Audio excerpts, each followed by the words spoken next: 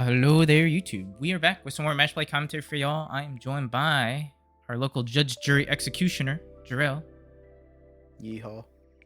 But we finally have some BT-22 match play up for you all. Super exciting times. I know we were just talking about it, like, as we were prepping these cam games, that you have, like, 5 new decks that you're going to be messing around with now. I have around that number too. So really exciting times. It's nice to just get some nice fresh cardboard to mess around with and tinker around with. CS, or Cyber Sleuth, for those of you who don't know, huge nostalgia hit for a lot of us Digimon fans. So we're extremely excited to finally have a set dedicated to like a really big video game that was a big part of our lives. So the rest of this week will be fresh BT-22 things. We will also kind of intersperse some like archetypal discussion vids as the week progresses, so be on the lookout for that as well. But today's matchup features myself on the left playing the CS Tribal deck, and we've got you on the right, Jorel, playing Eaters. So kind of went with a thematic throwback to the game itself, so it should be a fun matchup. Let us know what you guys think in the comment section down below.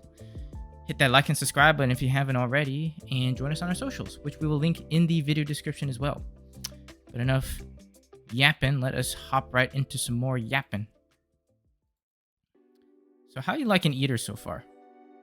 What are your initial thoughts? It's kind of funny. It's a deck that I can just sit back and dirtle. Yeah. Yeah.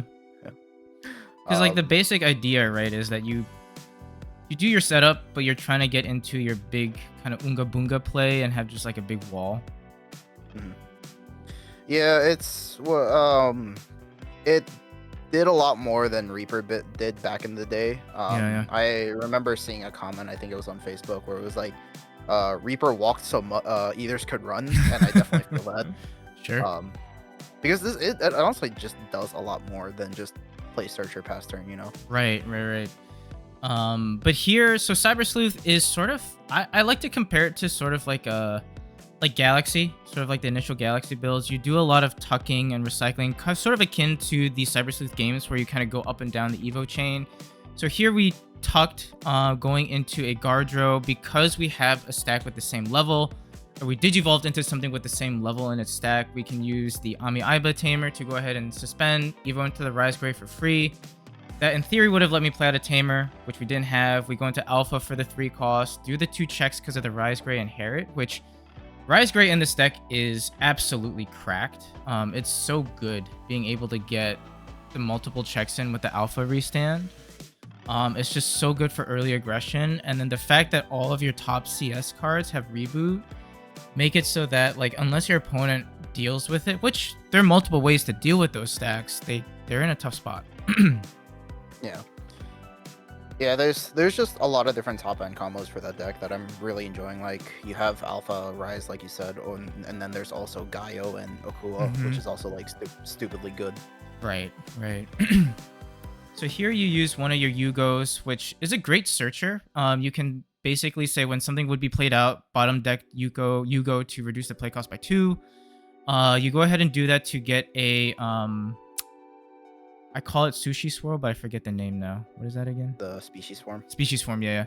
To make it a free cost, we say, no, we're not going to DG Dimension here. Yeah, we roll back that DG Dimension because I realize it's not Ultimate Flare.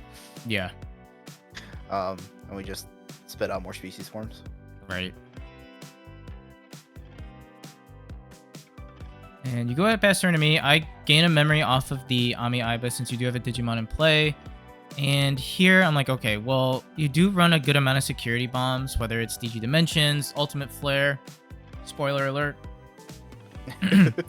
So I'm trying to be a little careful with it so that I don't accidentally hit something. But I'm like, you know what?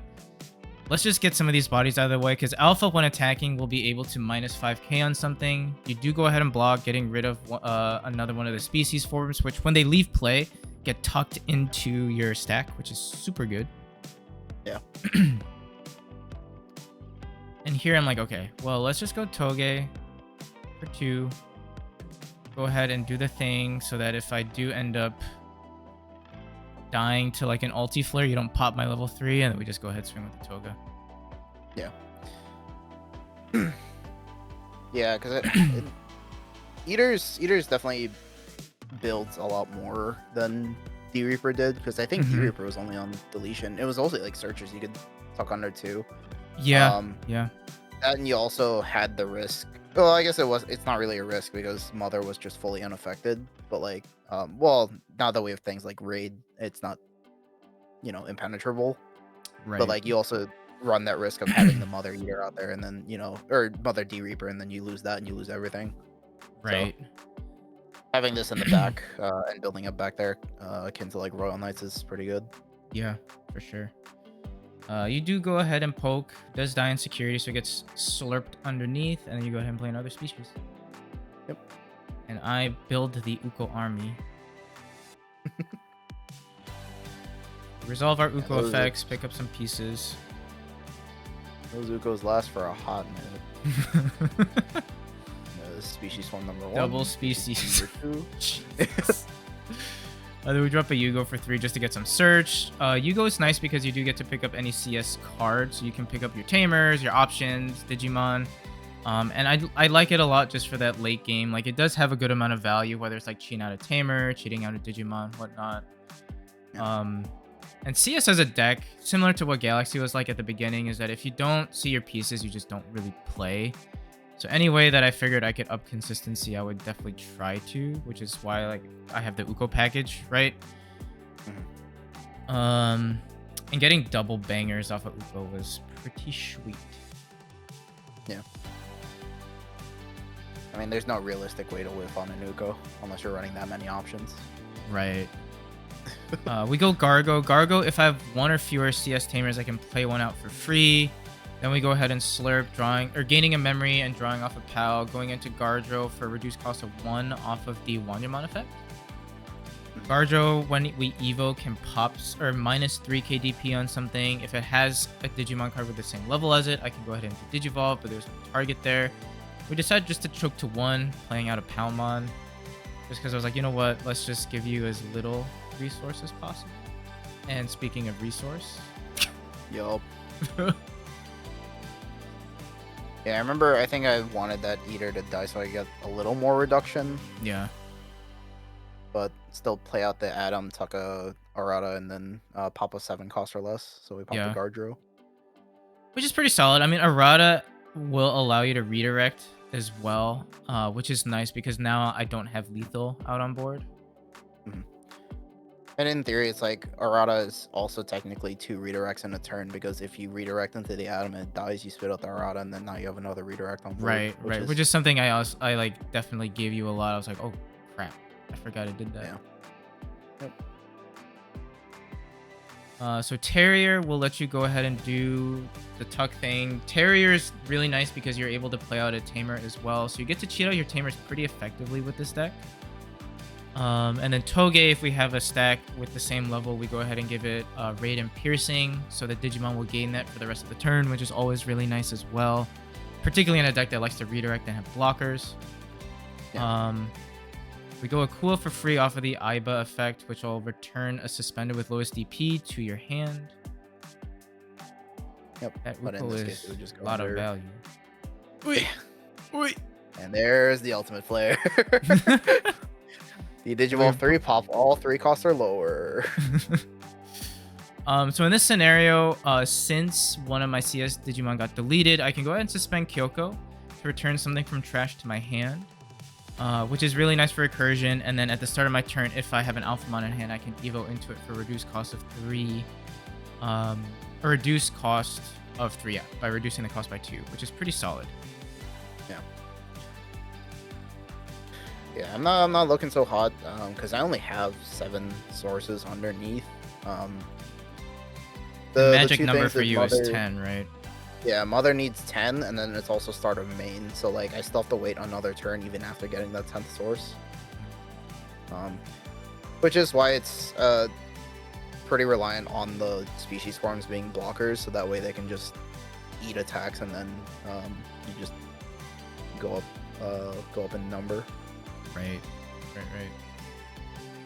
So you do some more setup. You drop the human form, which is pretty solid. Mirai is also, I think, a really solid card for the deck. Being able to just pitch and draw 2 is pretty nice for just like unbricking yourself. We debate. Yeah, the other Yeah. thing is like you only have 4 human forms in the deck, and Mhm. when you can't find them or they can't check security because of like blockers and stuff, Mirror is another way to get your tamers out there. Because honestly, this Mm, deck is like very semi-reliant on tamers, like your sure. mainly Arata and Kemi, Right. which you have ways of getting those out with Adam and Eve, but Yeah. if your opponent has a play cost blocker, that's kind of a yikes. Right. So having a way to circumvent that is good, but yeah, Alpha does many swings. Yeah. Yeah. The Akua, I really like the Akua for being able to get rid of stuff. In this scenario, it's like a really kind of good counter for your deck because it gets rid of the redirect. But being Yeah. able to just like remove ace threats as well for a deck that we've talked about a little bit off cam on this is that like it is a little bit of a glass cannon in the sense that there are very much many ways you can get rid of a CS stack. The stack itself can be pretty damaging once the player is able to sequence all that out. But on the same vein, your opponent can really clap you back as well because there's no protection on the stack. You know, once you either de-digivolve or pop it, and there's so much of that running around right now, you're kind of having to start from square one all over again. But I was pretty lucky and I saw the gas. Having the Rise Gray inherit, I think really makes or breaks the deck to a degree in the sense of like your aggression that you can do. Because I think the longer you go, the more difficult of a spot you find yourself in as CS, just because you need your pieces, and the more pieces you burn through, the less you're able to actually do. So I think having a Rise Gray early is like actually like super key to the deck. But this is Yeah. also early testing And for me. and we'll see it in one of the other videos this Yeah. week too, where I'm playing CS and we see like how fragile the deck can be. Yes. Yeah. That one I think is gonna be. We're gonna run this matchup again later on in the week, like Jorel said, and that one is gonna be a really good illustration of what Eaters can do and what the deck I wants to didn't say do. that, but he's hallucinating things though. Am I? Oh no. I didn't Oh say boy. anything. Oh shit. Spoilers. Spoilers. But no, it is a good matchup, and I think it does illustrate what Eaters wants to do and highlights a lot of what Jorel is mentioning here and kind of illustrates that in real time. So do be on the lookout for it. I think it'll be a good one for you guys to see.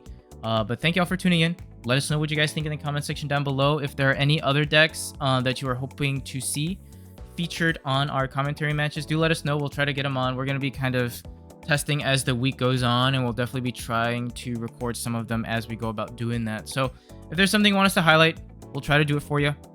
But like I said, thank you for tuning in, and hopefully we catch you on that next video. Bye-bye.